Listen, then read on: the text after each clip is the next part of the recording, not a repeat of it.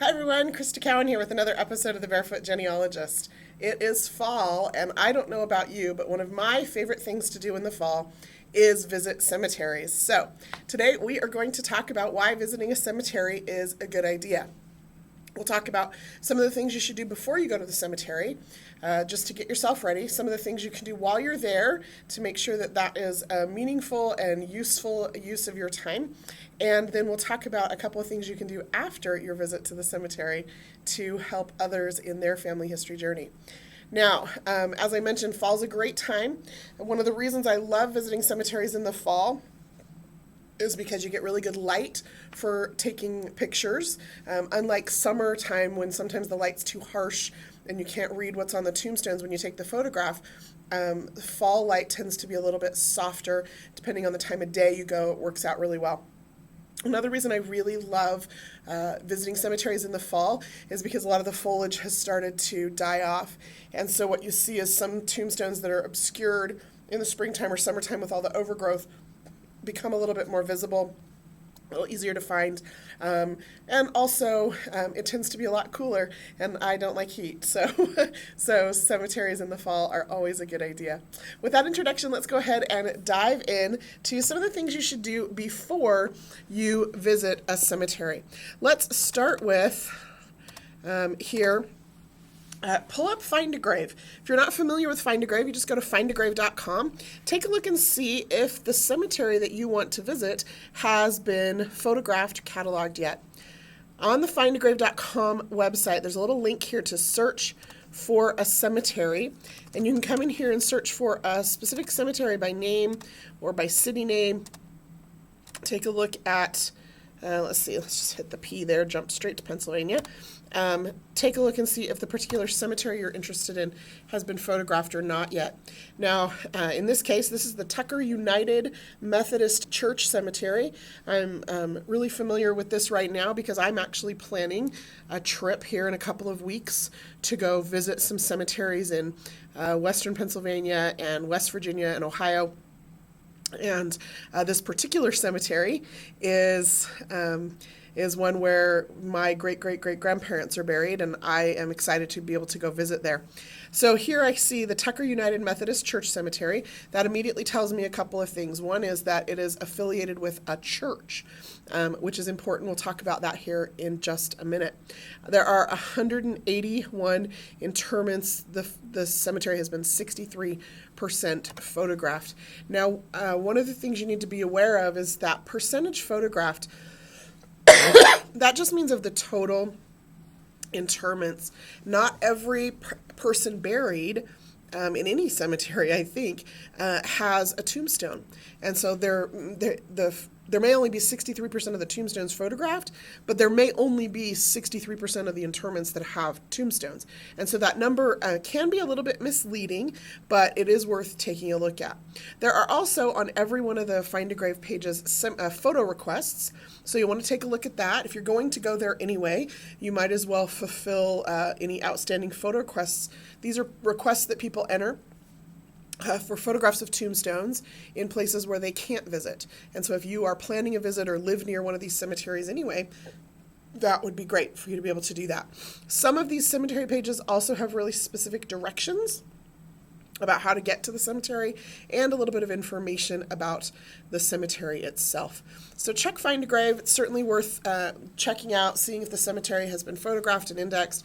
If it's not on there at all, bonus, right? You're going to be visiting a cemetery that hasn't been put on Find a Grave at all, and that's fantastic because you can kind of decide how you want to do that, or if you want to participate, and hopefully you do. Now, the next question you're going to need to answer before you visit that cemetery is who owns the cemetery. Sometimes we think of cemeteries as if they were public property, and they're not for the most part. Most often, cemeteries are, they're going to be attached to a church, or they're going to be connected to some kind of a funeral home, or they're going to be owned by the city or the county. And so you need to figure out who owns that cemetery. That's a really important thing because you need to contact that entity and see if there is permission required in order to even be on the grounds. I know, for example, that I have an ancestor who's buried in Hawkins County, Tennessee, and he happens to be buried on private property. It was a family plot. So even though it, looks like a cemetery, right? It was a family plot, and that family plot is on private property. It's on the part of a farm that is still owned by a private family. And so I can't just go traipsing onto their property without permission. And you need to know, different states have different laws. I know in some states there are laws required that if there is burial grounds there, they have to provide access. But common courtesy would state that I would still seek out permission, or at least give them notice that I'm going to be coming. Now, if it's a church, or if it's a public cemetery, meaning owned by the city or the county, usually they're going to have information posted about what you can and can't do, and what the hours of that cemetery are. Again, that's important. What hours are you allowed to be there? You can't just show up anytime. A lot of times it's going to be sunrise to sunset. That's very often common cemetery hours, but you just need to be aware of what those things are. Some cemeteries do have explicit prohibitions against photography. And so again, if that's posted, you need to respect that they own that property, and that's a rule that they've set up. You also want to just question about whether or not you have permission to clear around the tombstone. I know, for example, the first time I went and visited my great-grandfather's tombstone in California, it had been almost completely grown over with grass. It was a flat tombstone, not a raised tombstone, and the grass had just grown right up around it. And so we just got permission from the groundskeeper to go ahead and pull up the grass so that the tombstone was visible. But you need to check and see what permission is required. It's really important that we respect both the property owners and the grounds of these cemeteries for a lot of reasons, but also just so that future generations are allowed to come to these places. Because if we disrespect them or vandalize them in any way, they just may get tighter on their restrictions. And none of us want to see that happen. So find out who owns the cemetery. In this case, in this particular case, it's the United Methodist Church. And so if you look at the photographs here, it looks like that church may still be in use. And so I would contact the church, do a Google search or a White Pages search, call them and see what information I need in order to come and visit that particular cemetery. Now, if you just happen upon a cemetery, which sometimes happens, I know as genealogists, we often break for cemeteries. I'll be driving down a country road and I'll see a cemetery and I just have to pull over. It's a compulsion. And so, always check and see, is there a cemetery office? Is there, is there a church attached? Do I maybe need to run down and visit the local historical society? Do I need to stop at the library? Who can I talk to? Not just for permissions, but also because sometimes there is additional information. We look at a tombstone or a photograph of a tombstone, and sometimes we think that's all there is. And the reality is that sometimes cemetery offices or local historical societies have a treasure trove of additional information. Here are a couple of things you might want to think about, or a couple of questions you might want to be prepared to ask when you start contacting these cemeteries. One is, who purchased the plot? Now, I have a great-great-grandmother who's buried in New Orleans, and when I called the cemetery office, when I finally found out where she was buried, that was one of the first questions I asked. Who purchased the plot? And she gave me a name. And that name was I think it was Mrs. James Davis. And when I thought about that, I thought, well, I don't know who that is. And so I started looking through the family tree and could not figure out who that was. Well, this great-great-grandmother of mine had four granddaughters, and we did not know who any of these four granddaughters had married. And so I started digging into that a little bit further and come to find out one of those granddaughters had married somebody with the last name of Davis. And so now I had some connection. I knew not only who purchased the plot and the fact that she purchased this plot for her grandmother, but also now I had a married name of a granddaughter that I hadn't had previously. So find out who purchased the plot, and you may discover more information about your family. Also, find out if there were plots purchased together. and the size of those plots. So it's not just a matter of buying one grave site, but did they buy a whole section of the cemetery? That becomes then a family plot, as it were. Or did they purchase 2 or 3 plots together with the intention of burying a husband and a wife and maybe a single daughter that lived with them? Or maybe they had a grandchild who died and they purchased a plot and then they purchased their own plots at the same time. So look at what plots were purchased, not just together in proximity, but also together, meaning at the same time. Another thing you can ask, or another piece of information you need to be prepared to gather, is when was the tombstone placed? This comes as a surprise to a lot of people, and so I just want to make sure it's really clear and understood. Not all tombstones were placed at the time that the person was buried.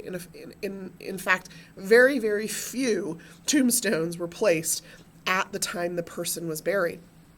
And so one of the kind of jokes in family history is, we talk about what records we can trust, or, how do I know how their name was spelled or what their birth date was or when they really died?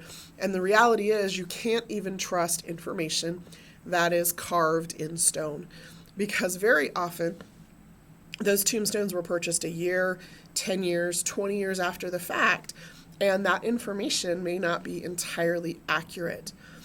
So, for example, this particular tombstone was not placed until 10 years after, I believe, George died, when his wife died. I think he died in 68 and she died in 1878. Their daughter died in 1852. And so this tombstone was placed a year after Jane died, but that's 11 years after George died.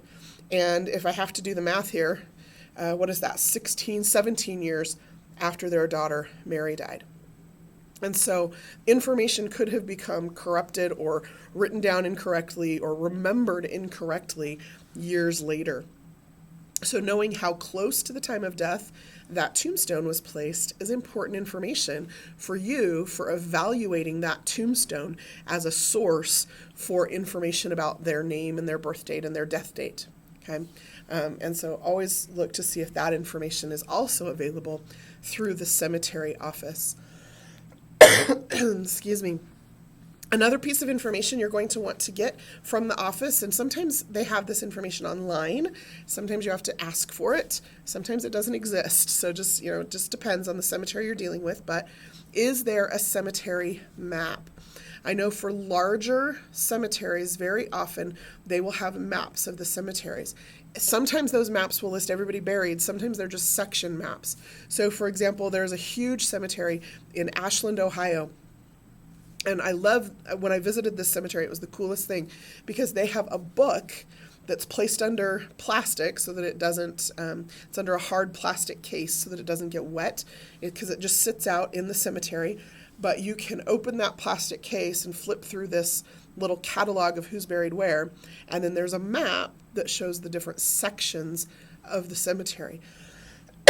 So it's an index listing of who's buried there, and then a map, but the map just shows sections. I've also seen cemetery maps where every single plot is indexed, or it lists exactly on the map who's buried where. So you need to figure out, does the cemetery have any kind of a map that's going to assist you as you go to visit? Certainly larger cemeteries, you're going to hope that they do, or that could take a really long time. But even sometimes for smaller cemeteries, you'll find that they also have maps. Cemeteries that don't have maps, you need to just get ready, mentally get ready mostly, to realize that you might have to go row by row through a cemetery. I remember doing that in Georgia several years ago, going row by row through a cemetery, and it actually was a good thing that I did. Turns out I was related to about 3/4 of the people buried there, and I went there looking for a specific couple, and if I hadn't had to go row by row, I would have missed out on all the other information available in that particular cemetery. Another thing to look into or to ask about, if you can call or visit a website or do some Google searching, is this cemetery connected with any other organization, a funeral home, the town historical society, the library? Maybe the church that the cemetery was attached to is no longer in service, or maybe there was no church, maybe it's just a burial ground out in the middle of nowhere, you might have to make a few phone calls. The library, the historical society, local funeral homes, find out who has additional information. Some examples of additional information that I have seen come out of cemetery offices. I have seen cemetery offices that have files on each person buried there that include a copy of their death certificate and a copy of their obituary, as well as the bill of sale for both the cemetery plot and the placement of the tombstone.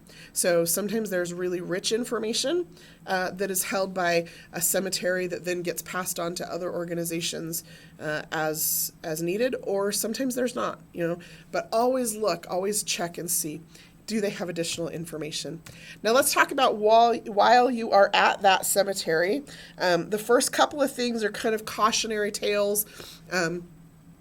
I guess they shouldn't have to be said, but I'm going to say them anyway because we still see this as a problem sometimes. Just be respectful of of other people who are in that cemetery. If the cemetery is still an active cemetery, be aware that there might be a funeral going on at that time, or that somebody might be grieving for a recently deceased family member. And be respectful of that. You're excited to be there. You're a genealogist, and so of course, cemeteries are our thing, and we get really excited about what we're finding. And I've taken my nephews to cemeteries. I think I've shared that story with y'all about taking, 3 or 4 of my nephews to a cemetery, and they get so excited, and they run up and down the aisles looking for the people that we're looking for. And when they find them, there's some joy expressed, and that's okay. But just be mindful of the fact that if there are people there grieving, maybe you need to dial it back a notch or two, rather than whipping out your, big camera and your, reflector shield and whatever that you're using to take photographs of the tombstones. Just be respectful of that. When we're talking about the tombstones themselves, I cannot emphasize this enough. Just don't touch the tombstone with anything that would damage it or the engravings on it. Keep in mind that these tombstones are not just for you or your family, that these people are the ancestors sometimes of thousands of people, and we want to make sure that stays as intact as possible. Unfortunately, some cemetery visitors have not followed this rule. And there have been some poor practices in the past that have continued to be perpetuated. Stop, right? You do not need to brush the tombstone. You don't need to rub the tombstone. You don't need to, just none of that. Anything you put on that tombstone, even water from your tap, can cause damage to that tombstone. And so just don't touch it. That's just the best thing to do. There have been people who have been prosecuted recently for damaging tombstone. It's not your property. That's the bottom line. Doesn't matter if it's your person buried there. They're not just your person. And I don't know how else to say that without sounding like a jerk. So I'll stop talking about it. There are some ways you can take photographs and still get the information that you need. I talked earlier about one of the reasons I love fall cemetery visits is because the lighting is fantastic. So I will oftentimes take lots of photographs trying to figure out what works. Now, the beauty is we live in a digital age, so you can almost immediately see if the photograph that you're taking is going to give you sufficient information or not. I will try taking photographs at different times of day, in different lighting, with flash, without flash, from different angles, above, below, to the side.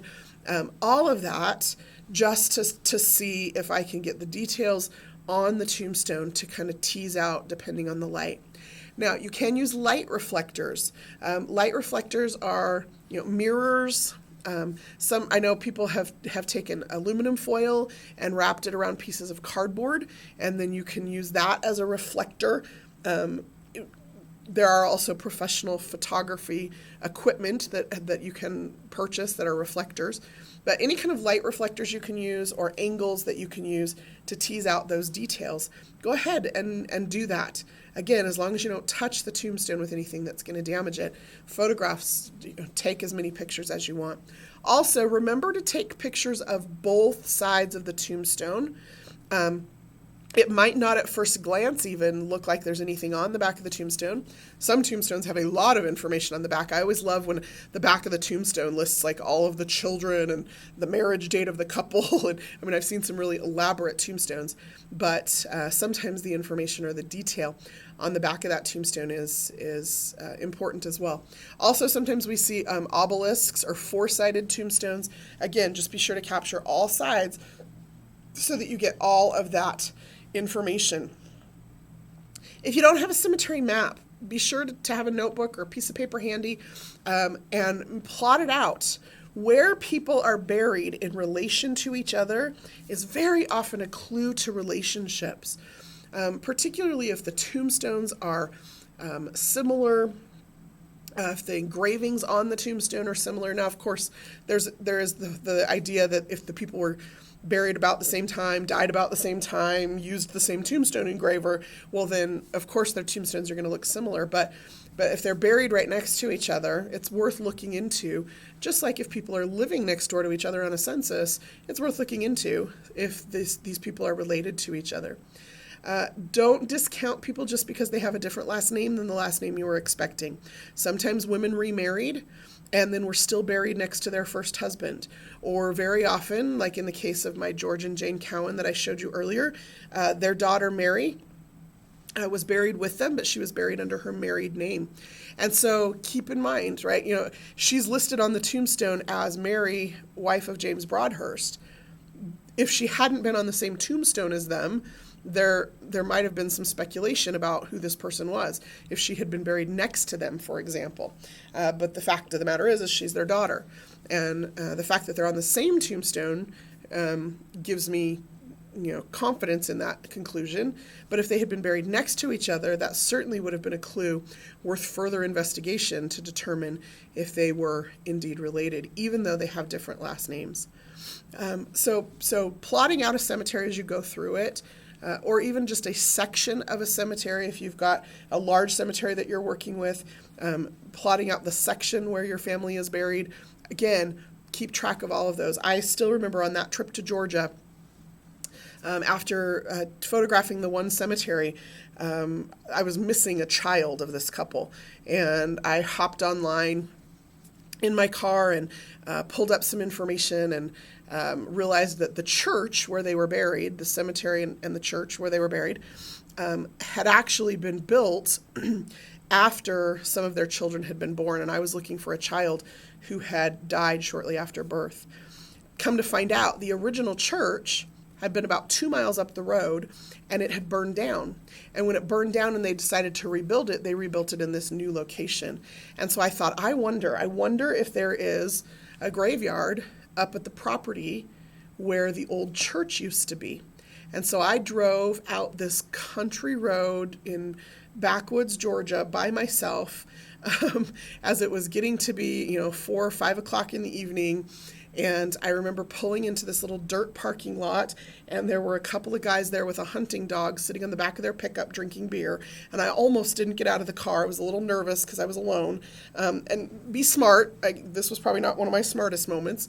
But as I pulled into this little cemetery, or pulled into this little dirt parking lot where this old church used to be, sure enough, there was a little graveyard kind of down a little path off to the side. And there were probably 12 or 15 people, 12 or 15 tombstones that still were showing in the midst of this little patch of woods. And I remember one of these guys hollering over at me, "What are you doing?"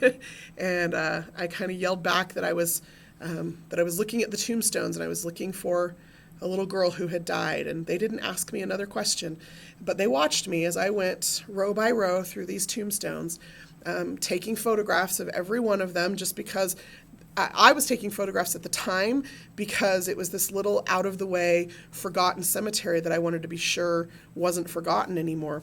And so I was taking pictures row by row of this little cemetery. And wouldn't you know it, because it's always the case, the little girl that I was looking for, this child who I suspected had died, that had been born to this couple, was the very, very last tombstone on the very last row.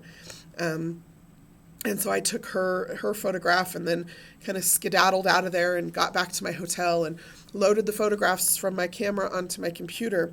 and spent the next several hours looking through these photographs, which is the thing you should always do after your visit, right? Always make sure you go through those photographs. Some of them need to be cropped because of the angle you took the photograph. Some of them, well, all of them need to be labeled. Some of them might need a little bit of manipulation. They might need you to if you're familiar with photo editing software, they might need the levels adjusted or something to make the words on the tombstone or the images on the tombstone stand out a little bit more. Do all of that. Go through that. Do that soon after you visit the cemetery. And so there I sat in my room doing that. And then I would encourage you to upload those photos to Find a Grave so that other people who can't visit the cemetery, who live too far away or don't have the resources to do what you've done, can see their family members' tombstones. And so that was my plan. I was going to upload all these photos, and I was feeling so altruistic that I had gone looking for this one tombstone, but that I had taken a picture of all the other ones, and I was going to put them online, and wasn't that great of me to do that? And then something about one of the names caught my attention, and I went looking it up, and sure enough, I got sucked into about 5 or 6 hours worth of research, and come to find out that every single person, with one exception, buried in that cemetery was a family member that I had not yet identified. There were cousins and in-laws and nieces and nephews and different family members who were buried there, but I didn't have them in any database. I hadn't been looking for them. I didn't know they existed. And yet, because I had taken a picture of every single tombstone in that little cemetery, I now had more information to add to my own family story. And so yes, it's great if you want to upload those photos, but recognize that a lot of times, especially in rural areas, you're going to be related to a lot more of those people than you might imagine. Now, I would just give you just a piece of advice. If you would consider, please, add a photo release to your profile. On Find a Grave, you do have a profile. If you just add a photo release so that people can use those photos in their own family history records without any concern.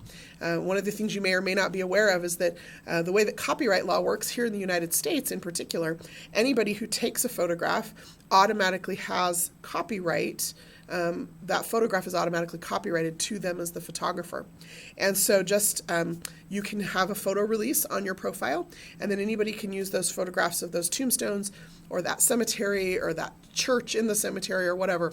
They can use them freely in their own family history.